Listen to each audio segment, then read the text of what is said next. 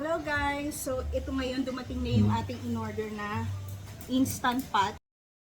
Instant Pot Ryan na pinakabago nila ngayon yung 9-in-1. So, kasi medyo luma na tong, at papakita, para makita nyo yung difference, ito yung dati. Ito yung dati ko, na Instant Pot. Oo. Pero kasi ito, binili ko to siya, 2016 pa.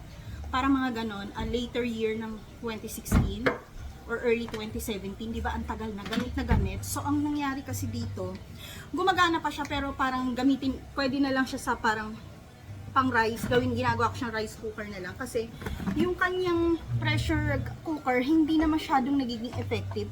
Kasi pag umuusok siya, parang may mga butas na. Nabagsak kasi ito ilang beses, nakita nyo, meron na siyang tape. So, hindi na siya ganun kaano. Nabili, during that time, mura pa yung Instant Pot na ito eh. Nabili namin to parang nasa 6,000 pa. Yan, sa KitchenAid, no? Ngayon, eto mas malaki, nakita nyo, ang laki pala niya. Yun yung Instant Pot, sobrang laki pala niya. So ngayon i-unbox natin para makita natin kung ano talaga yung, gaano kalaki yung difference niya. Tsaka kung ano yung mga bago, no? Na features niya. So, unbox na natin.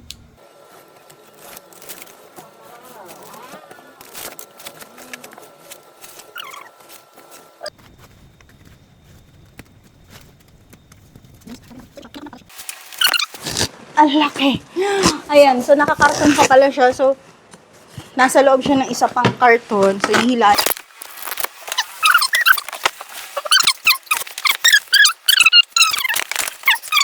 Is nasa 12,000 plus. No, I forgot the exact amount, but parang ganun. Nasa 12,000. So, ayan, kasama yung kanyang cable. Ayun, ang laki. Ito na. Oh my gosh. So, ngayon sa Lazada, nabili ko lang siya ng 8,999. Naka-sale siya. Hindi ko na nga naantay yung 6/6 sale. I don't know if babawas pa siya. Pero kasi kailangan ko na. Parang hindi ako mabubuhay kapag hindi ako nakaluto dito sa Instant Pot. Kasi dito ko talaga pinapalambot yung mga karne, yung mga ulam. Tsaka, if you know how to cook, may intindihan nyo kung gaano ka-useful talaga tong Instant Pot. Kasi pwede mo siyang iwan, hindi mo kailangan bantayan, hindi mo kailangan tumayo sa kitchen or balik-balikan mo siya. Kasi may timer yan. So guys, tignan nyo yung difference ha. Ayan, tignan nyo yung difference ng laki. Tignan nyo yung difference ng laki. Diba?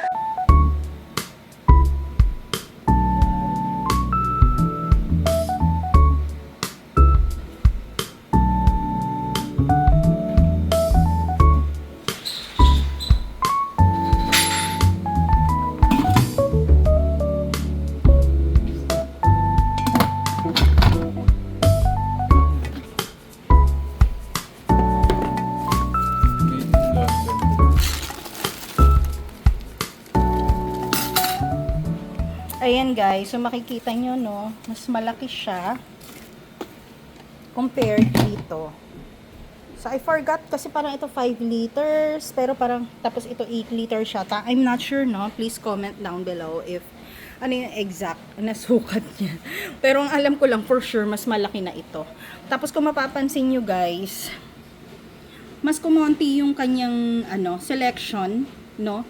Pressure cook lang, slow cook, tapos ito pag magsasaing ka, and steam. Kaya meron siyang ganito, kasi pwede ka din dito mag-steam. Like if you want mag-steam ng mga siomai, ayun yung lalagyan niya. Tapos meron din siyang sauté and yogurt. Etong sous vide, hindi ko masyado pa, pero meron naman tayong manual, so babasahin natin yan, and cake. Dito, nawala kasi dun, ito yung soup broth. Ito kasi gamit na gamit ko yan pag magbi-beef bone broth ako. Normally, it takes 3 hours eh. Itong meat stew, kapag magkakaldereta ka, pwede mo na siyang iwan eh. Pwede mo na siyang iwan dahil may timer. Kapag balik mo, basta nandun na lahat ng ingredients, like meron na siyang tomato sauce, meron na siyang reno, lahat yan, or meron, di ba? Ando na, may sibuyas na. Antayin mo na lang talagang maluto. The Instant Pot, do it works. Do its, work. So, yun na yun.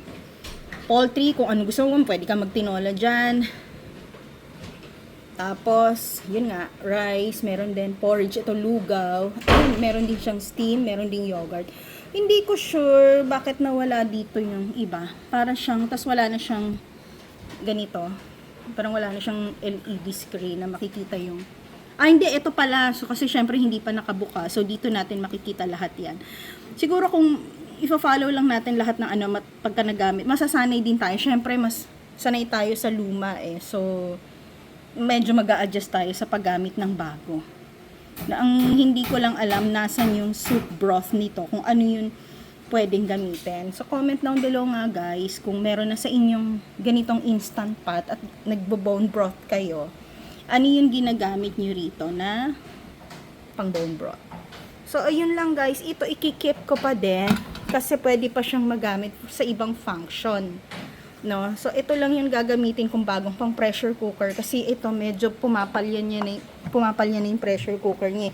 So, kung mapapansin nyo dito guys, dito na yung labasan ng usok niya. Iba na rin siya. Tapos, parang nakiklik na lang siya ng ganyan. Ayan, hindi gaya nito, iniikot mo pa eh. So, piniplace mo siyang ganyan para mag-ano siya, tapos hanggang sa yung button na to aakyat. It means nagpe-pressurize na yon.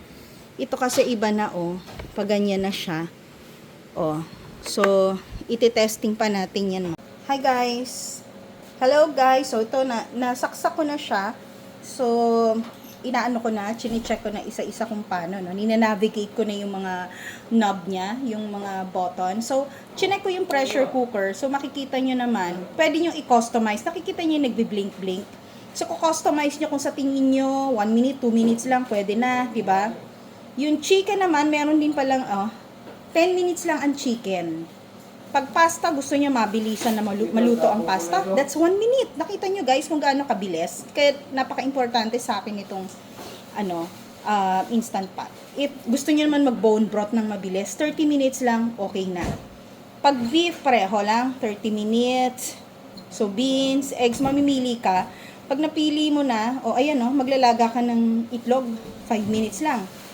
If you want to sterilize, 10 minutes. Just turn the knob. And pag okay na, yun ang napili nyo, according to the time, ipupush nyo lang to start. I-click nyo lang. Pag slow cook naman, when you say slow cook, syempre slow cook nga, mas matagal. See, yung pinaka-minimum oras is 4 hours, no? Pag chicken ang i-slow cook nyo, palagay ko ito yung bone broth.